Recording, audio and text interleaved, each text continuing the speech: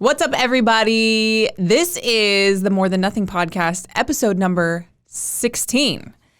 And this will be one of the final episodes of 2019. And I know as we get toward this time of year, people are reflecting on the year that's passed.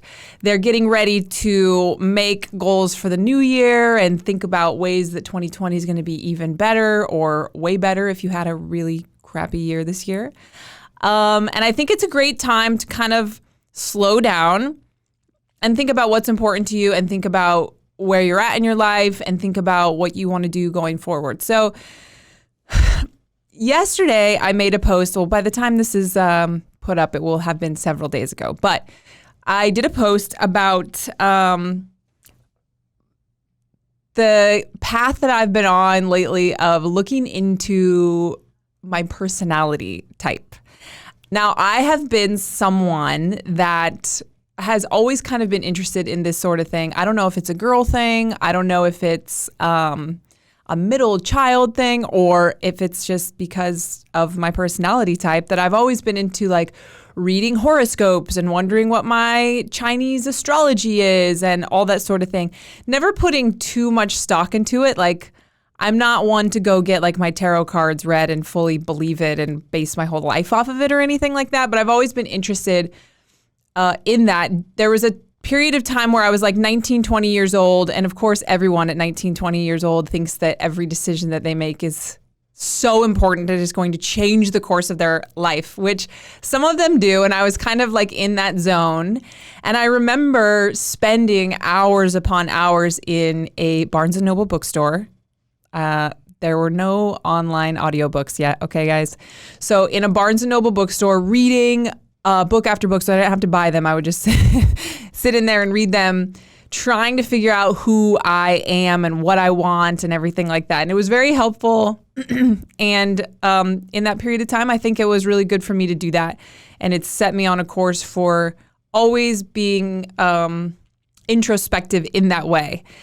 Anyway, there are some people who are not like that at all. They don't like to think about the past. They don't like to make sense of things. They don't like to put too much stock into their feelings even, and they just move forward and they get it done and they do their best and they don't dwell is a lot of times what people will think about that sort of thing. So regardless of whether you're on the spectrum of I love to like know every single reason why I do every single thing, or that's all fluffy BS and I'm just here to be a badass in life and not worry about all these feelings, I want to talk about the importance of, and we've talked about this before on this podcast, but it's hit me in a little bit of a different way. I want to talk about understanding not just our actions or our desires, but the reasons underneath them, and really the importance of digging into figuring that out for yourself. So my post yesterday was, I'm just going to read it. You're not who you think you are. And the idea was that at least I wasn't who I think maybe my whole life I thought I was based on my actions. So I think self-awareness is huge. Knowing your strengths and weaknesses, knowing your fears, knowing your desires, your triggers, all of that stuff can be super useful in relationships, in business, in just figuring out what's going to make you happy. So self-awareness is the conscious knowledge of one's own character, feelings, motives, and desires. A few months ago, I took the Enneagram Test. I think I'm saying that correctly. Now, I am not an expert by any stretch of the imagination on the Enneagram Test, but a couple of the girls here in the office were taking it and they're like, oh my gosh, I'm a 1, I'm a 8, I'm a 5, whatever. And I was like, I want to take this test and figure out what I am, because that kind of stuff is fun for me. So pretty much everybody here in our office took it, and it's like a bunch of questions. I want to say like 50 or maybe even more questions about, it'll give you like when I'm sad and then 4 options and whichever one is the most like you, because a couple of them will fit you, but it's like which one is you is the most similar to how you feel or how you react when I'm sad or I'm stressed or whatever. So I answered the questions, and based on the answers I gave, on multiple versions of the test. So there's, of course, as with anything, there's always multiple versions, especially if you start Googling stuff online. I was clearly a 3. So in the Enneagram test, this was developed, I tried to actually look up before this podcast who it was developed by, and there were like so many debates about who actually developed it. But the idea is that it takes perennial or like old ancient wisdom and combines it with psychology from today, and it created 9 personality types. You're not pigeonholed into one necessarily, but you'll have one that's like your main, this is the roots of who you are, and then you'll have ties to other ones. So you might, when you're stressed, kind of lean more toward the right or the left, depending on which number you are. Anyway, I was clearly a 3, and this made total sense to me. So not only did it make sense, but I was super proud of it. So the Enneagram 3 is known as the achiever. Well, yeah, of course, hello.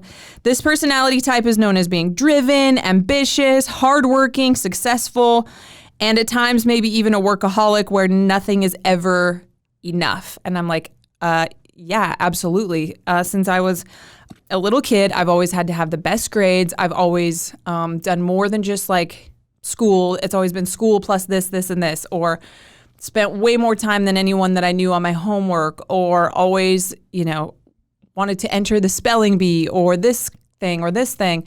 And to this day, I have always had multiple jobs and always wanted to achieve the highest things that I could achieve and all of that. So I was like, yeah, absolutely. That makes sense. I'm a 3.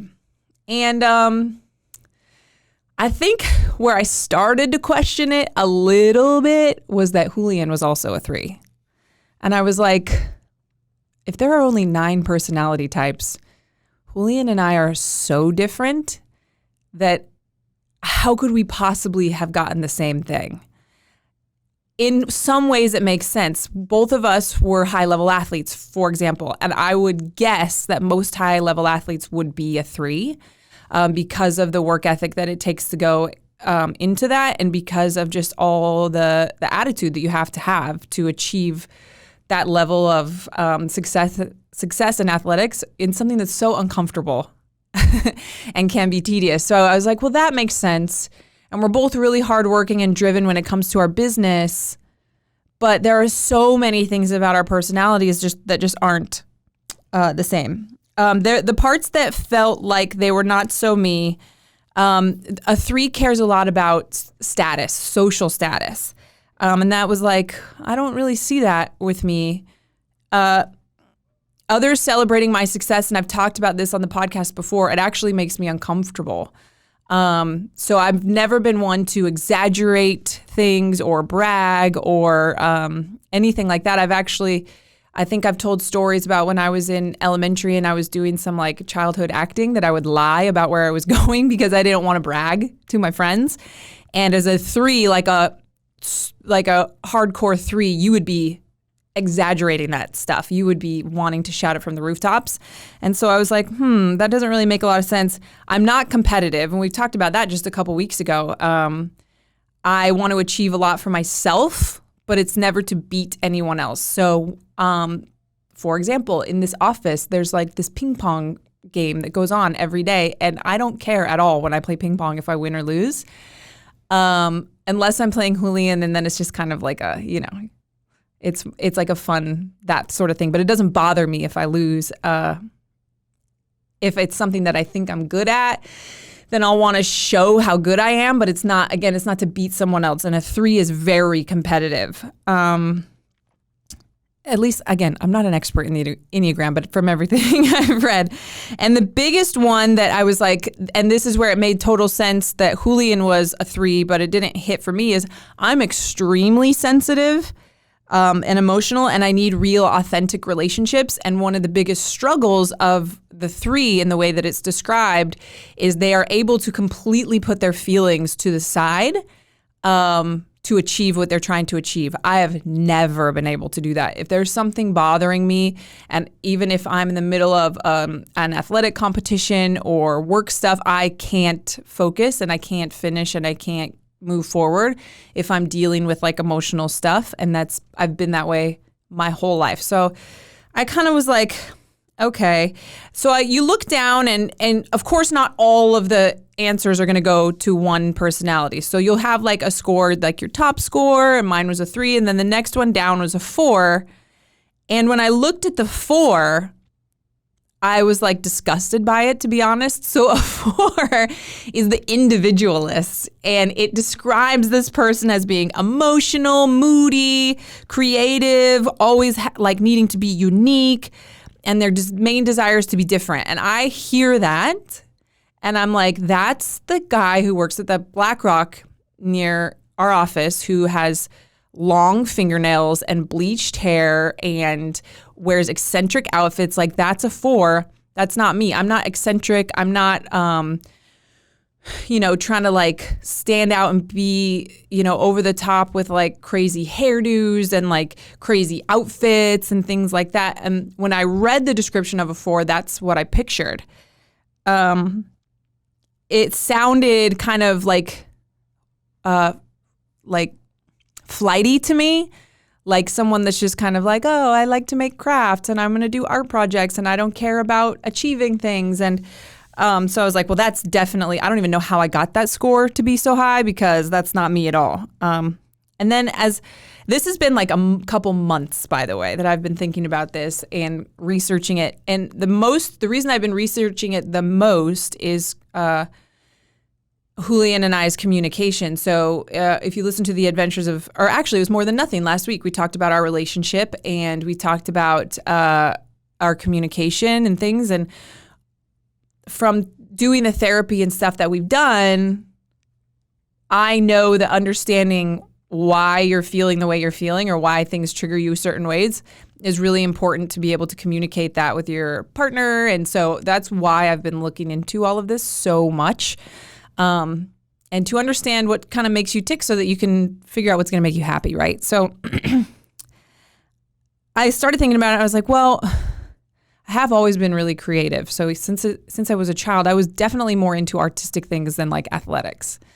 I grew up doing plays and musicals, and I would gather the neighborhood kids to put together plays, and I always wanted to be really decorative on like holidays. I'm still like that. I went to school for interior design, for crying out loud. I played the piano. When I did my childhood acting and I got money, I wanted to buy a piano so that I could learn how to play it. And I am extremely sensitive and moody, which is like one of the like main things. The other thing is the authenticity. So one of the things that really has jumped out at me lately is the desire for 4s to be authentic in who they are completely and share the real version of themselves, who they are, and be recognized as being different when they're sharing that. And when I look at the 3, where the goal is more achievement and status, and that can be positive or negative for sure, and the goal of a 4 is to be unique and different, that made more sense to me, and to be authentic. And 4s have no problem sharing their real lives and their real feelings if they feel like it's going to help them connect to other people or help other people on their path, which is, I mean, we're sitting here doing a podcast where I talk about my life for that reason. So I was like, gosh, dang it. So I'm still kind of reading parts from this post too. I want to be a 3. My actions and everyone around me, based on how I act and the things that I do and the choices that I make and what I've done in my life, everyone around me would put me as a 3. I look up to 3s, but I don't truly believe that it's who I am, at least not in my deepest roots. So I'm like, well, how did I score so high on a 3 if it's not really who I am, if I don't care about that stuff? So I got thinking about it. The 4's desire is to be different, to stand out, not to be the most successful, but to leave the world with something meaningful. So I had to think back, like, where did this start? Why have I achieved so much if it's not something that necessarily means as much to me? And again, you can have parts from different personalities, but I really started to recognize that I was much more of a 4 in my heart and soul. I realized that as a female growing up in an extremely traditional culture, I grew up in Salt Lake City, Utah. I took on the characteristics of the achiever because in that culture, at least when I was growing up, being an achiever as a female is extremely unique. So being a female who is a strong, successful woman who could do anything, doesn't rely on anyone, whose goal in life is not to get married and have 5 babies, who played hockey as a little kid and all of this stuff, that was unique. In my family, getting good grades and not getting in trouble was different. Like I was the only person, when you're looking at my 3 older brothers, that wasn't just causing trouble all the time. So that was a way for me to stand out and be different, actually. And then like even thinking as I've gone through growing up, if you've followed me for very long, the short haircut, the bandana, the backwards hat, the rapping, all of that. That wasn't to show status. That was I wanted to be different. And actually, when other people started cutting their hair like that, it made me really angry. And I was like, this is my haircut. Like, this is my thing. The backwards hat is my thing. The high socks are my thing. The bandana is my thing. And it wasn't, for sure, I didn't think that people thought that I was more attractive because I was doing that. I mean, most people understand that guys like girls with really long hair and that are trying to be like sexy all the time. And that's never been my like way that I've posted. I've always kind of been like the guy's girl or whatever. And rapping isn't going to turn anyone on. I mean, people think it's funny and cool, but it was all to be different and to stand out in a sea of CrossFit athletes back then. And the achieving, the being like one of the highest up females on the CrossFit seminar staff was because that's different. It was all dudes, and I wanted to be different and stand out in that way and show that I was different than other women. And so the achiever was picked up to be different, to break the mold of what I had grown up seeing as normal. So that's my story, right? And I don't necessarily think that you all need to run out and get the Enneagram test to start thinking about, well, okay, why do I do what I do? So who are you? Not based on your actions, because I think sometimes a lot of times our actions are based on what we want to show the world, not necessarily why we want to show the world that.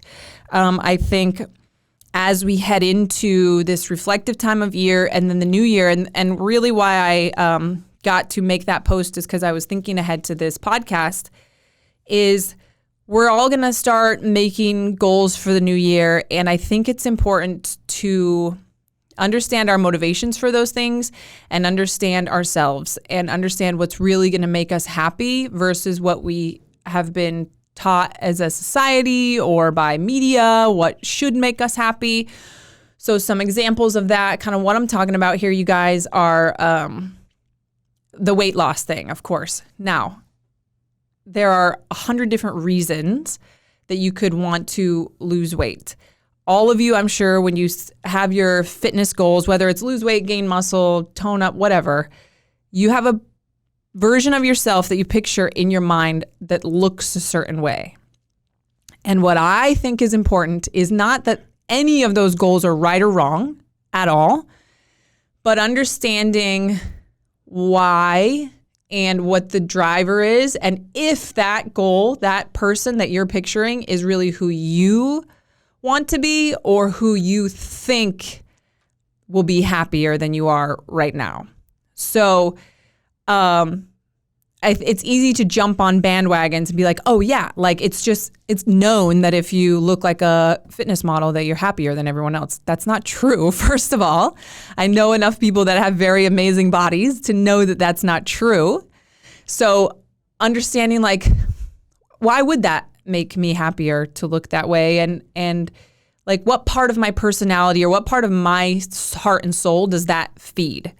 So for me, I remember one of my favorite things, again, this like goes to standing out. When I was competing, especially, I was pretty muscular. And again, it's not to the general population, the way that my body looked as a female athlete was not necessarily what most people would think of as like attractive. But when I would go to the airport or to Target or to whatever, I mean, I was different, right? I was different and I liked that I was different. And so that was a motivation for me to want to stay super healthy and fit, because it made me different and it made me feel like I could stand out in a way that's meaningful to me.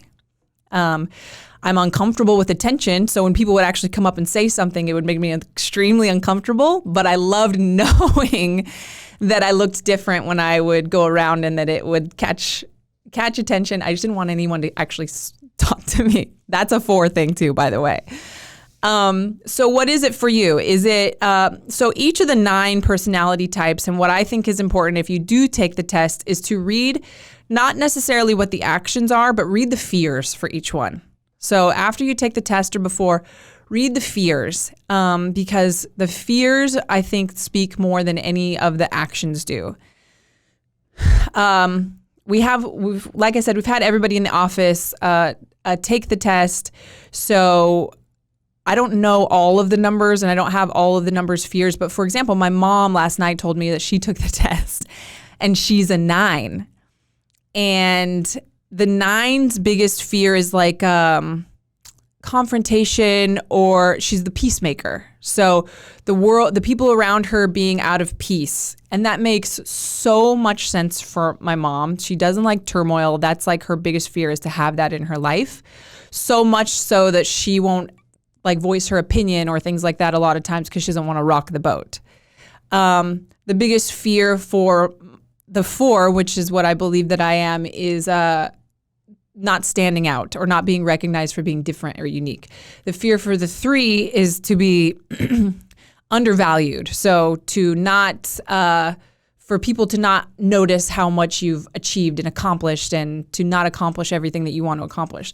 So look at those, look at those fears and figure out, what fear is this gonna like help me feel like I'm taken care of, right?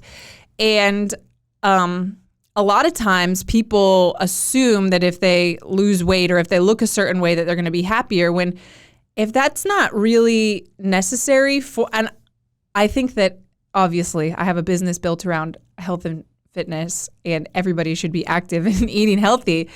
But I think the assumption that looking an extreme way is going to make you happy is not true for almost anyone, but for most people, it's just not true past a certain point, past a certain like, yes, I'm healthy. Yes, I can go clothes shopping and not feel bad about myself and all of that. Taking it past that level, I think you've really got to look into it.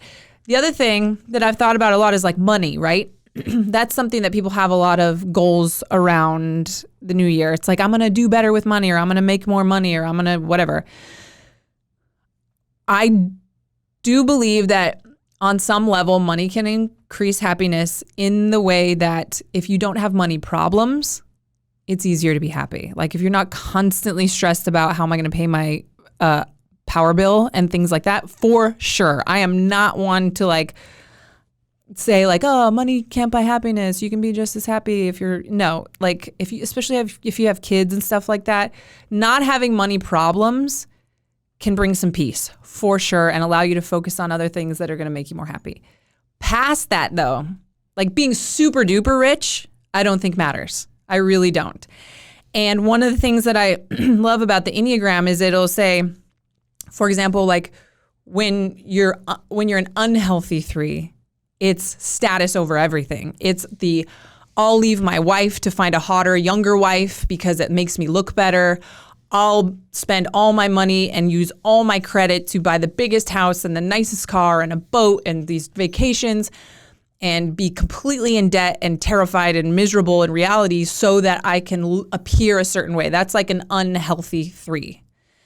And then they'll show like the healthy side where it's like achieving things to help other people or achieving things that are really meaningful to you. So you can go either way with it for any of the personality types. For a 4, it's like, I will do anything to be different. And that's where you might see somebody who's just like almost crying for attention with being like, I mean, if I went out and like shaved my head, that's unique and different, but it's like, okay, wow, like that's maybe, I'm like, not, I mean, if you're into it, shave your head, right? But ask yourself, why am I really doing this? Is this really what I want? Or am I going to the unhealthy side of my personality? And each one talks about that. I think money is and status is one of those things you really got to be careful about. Assuming that you're going to be happier with a massive house and and this picture perfect life from the outside, and everyone thinking that you're amazing when really you're stretched thin and stressed out and all of that stuff. It's not, I know very few people that are extremely, extremely wealthy that are happy, to be honest, because it's all about how they look and appear. And as soon as they're not getting enough attention for that stuff, they can't be proud of their own achievements. They need it from other people. So basically, the reason that I share all of this, you guys, is I think it's important to understand yourself, to have that self-awareness, to know what does make me happy, what are my goals, and what part of my personality do they tie to, or am I just saying those goals because it seems like that's what you do? You need to be thin, and you need to make more money, and you need to, be a morning person, or you're never going to be happy, because that's what society teaches us, right? For me, and I've only been like really thinking about this heavily for like maybe the last couple weeks. But just the recognition for myself of the desire to be unique over the desire to achieve everything has like almost been a little bit of a weight lifted off of my shoulders, because it's like, I've kind of known it, but I haven't known how to communicate it. A great example is when we started street parking. Most achievers, when they start a business, it's to make it as big as possible and be in your face with how successful it is and make as much money as possible and take over the world, right? That's never been a goal of mine for street parking. It's always been to help people and to build relationships and to be different. In the fitness industry, we're different. Our message is different. We're not trying to sell people a bunch of stuff. We're not trying to make a bunch of money. We're saying keeping it simple and, highlighting people who are out of shape on our page all the time and everything. I wanted to be different. I wanted to provide something different for the fitness community. And remembering that actually is what's going to bring me the most joy based on what's important to me, that leaving that uniqueness to chase status would never make me happy. And remembering that for myself, remembering that, and knowing that, because as becoming a mom, I talked about coming from that traditional culture, that traditional background, where this is going to sound so rude. So I apologize to everyone who's from Utah, who this is your life, but I cringed at the thought of being like the minivan driving mom. It was like, I could not, because it was so common and it's so ingrained in my personality type to be different that I could not picture myself, or it just made me like cringe to think of myself being another one of those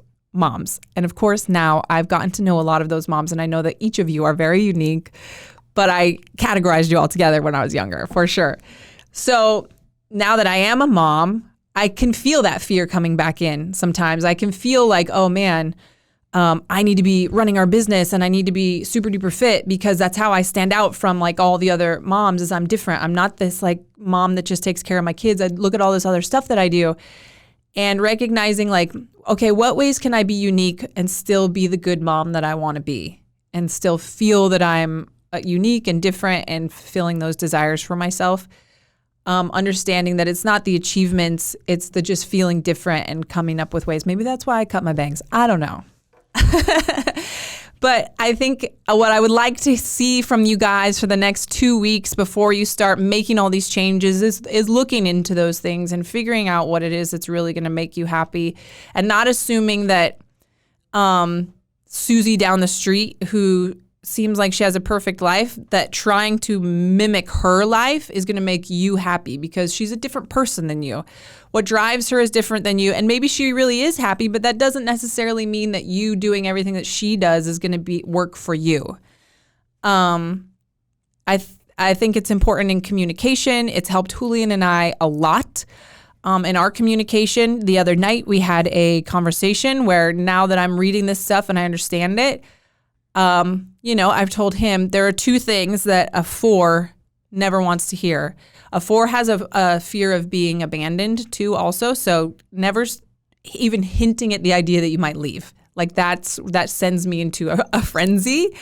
And then the other one is never making me feel like I'm the same as everyone else. So always recognizing that I'm unique. The other day we had like a chat about, I was like up all night working and like doing all this, and I'm pregnant, and I didn't want him to take over for me. What I wanted him to say is, hey, like, man, while you're pregnant, like I've been around other pregnant ladies, like you do so much and you're still doing so much, and I'm just proud of you. That's all I wanted to hear, was that like he recognized that this isn't normal behavior for a lot of people in my situation. And for him, he wants to be valued, and it's important for anytime he learns something new or achieves something new for me to validate that. And even though he gets validation from whatever, Instagram or our employees or people around, it's important for him to hear that from me. And to be recognized for that. And so understanding these things about ourselves and understanding what means a lot and what doesn't mean as much can be really helpful in our relationships. So the Enneagram now is used a lot in businesses. They'll use it to understand their employees and what drives them and what's important to them. And I mean, we haven't really used it too much here. We more joke about it with each other than anything else, because everybody's like, oh, well, there's so-and-so being an 8 again or whatever. But it's also talked about in a lot of like churches and stuff to help people really understand themselves and improve themselves. So whether it's the Enneagram or whether you just start kind of thinking when you're doing actions, why am I doing this? Like, what purpose does it really serve? Before you start making big goals and changing your lifestyle and everything like that, I think it's important to understand why. You'll be able to stay more motivated. You'll be happier with the outcome if the outcome's what really will make you happy, versus going for what society or the people around you make you feel like you should want. Like the business should be massive, and if it's Amazon, you'll be happy, when really I'd be more happy if I had an Etsy type business. You know what I'm saying? So understand what is important to you. And I challenge you guys to do that for the next 2 weeks. And if you take we'll try to put the link to the Enneagram test that we took in the office in the notes of the podcast. So remind me to do that, and we'll do that. But again, you might have to take it a couple times. And from what I've heard, if you read one and it's like, ew, no way, that's not me, that's probably you. And I know that's the result that I had. So take some time with it. Read into it as much as you want, or not at all, but think about yourself and what really means the most to you. Have a good day.